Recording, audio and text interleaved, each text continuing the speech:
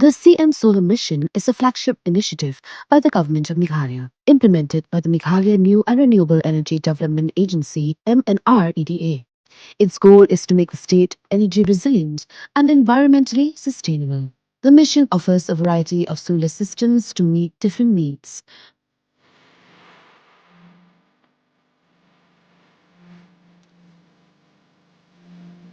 CM Solar Mission is a program designed to be affordable and accessible. Small households only need to contribute 10% of the cost.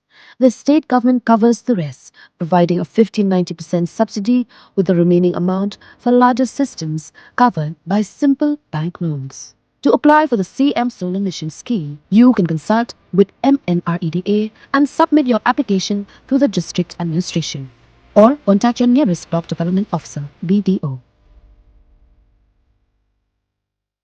Ke KSU War Circle, dalai pai ke cha pen pra cha tengkai nyumot doru Jisu Kris, wa eman luti den pana kas em jing suk parich am rem was jang hills, iwar dia kat literik uni bena hewa kasan de bancor ko ini ile bruklo, iwar dai serom ya katain war jang tia. Kasan de kentu ko le egi bor ka ain wo smart ye tiket, wa yo pengat ye emkti kat kam gi kendon ka ain.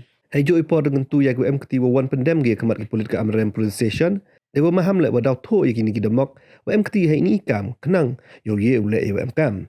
Ke KSU war jang tia circle pen senyau ko wa tain war jang tia mjo pen ye pher ke jai bru hakan niam na do na chwa ha do kini gisngi we mi maya wa ibura mar kliang ai jo ipor kan tu ke pai ba ka tain wo pen ne e chong suk we changai kamar jo man ngi por ba dep ne ba ka ni ka tain man ko ko ban nam ye suk ha po ga ri lom ka si jang tia.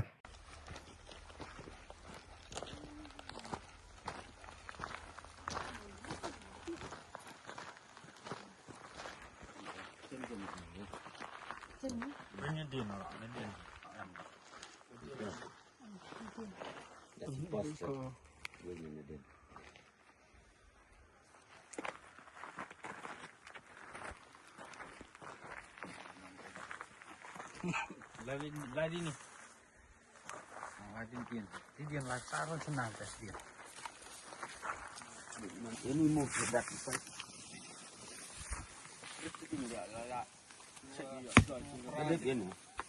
Itu operasi nu bina apa? Terapun ko.